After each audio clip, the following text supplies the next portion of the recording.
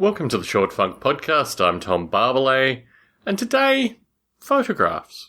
As a child, in fact really for my entire time in Australia, I rarely saw photographs of myself.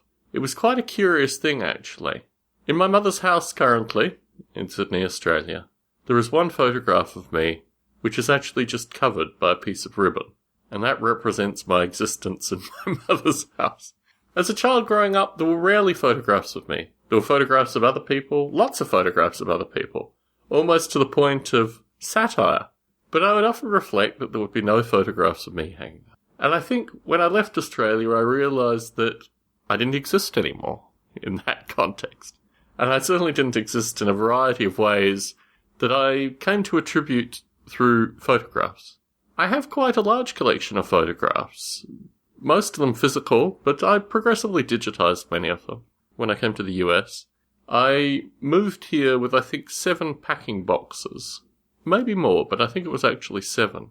Small packing boxes, probably about, 13 inches by 8 inches by maybe 17 inches, of that size. And I had all my possessions in these boxes. The one box that contained precious books and photographs was rained on at some point. I think it was probably left in a dock or something like that. It was just rained on. And they took the sloshy paper mess that was my photographs and books and put it in a smaller box, kind of all mashed up together, and then shipped me the smaller box. So I had a small box of damp, wet photographs. Almost all of them were completely destroyed. The book that was transported was, well, kind of dried off, but still never the same since. And I've often wondered about this existence through photographs thing. Whenever you hear of people missing, or you read books about people, or, photographs just seem to be the means in which humans communicate their existence currently.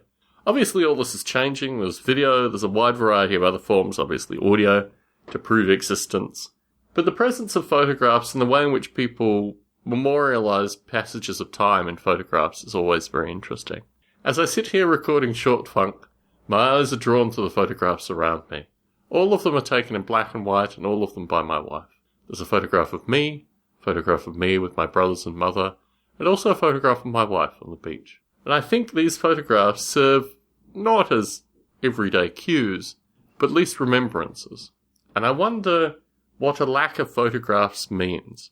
Whether my existential rights are not as evident as maybe the existential rights of others.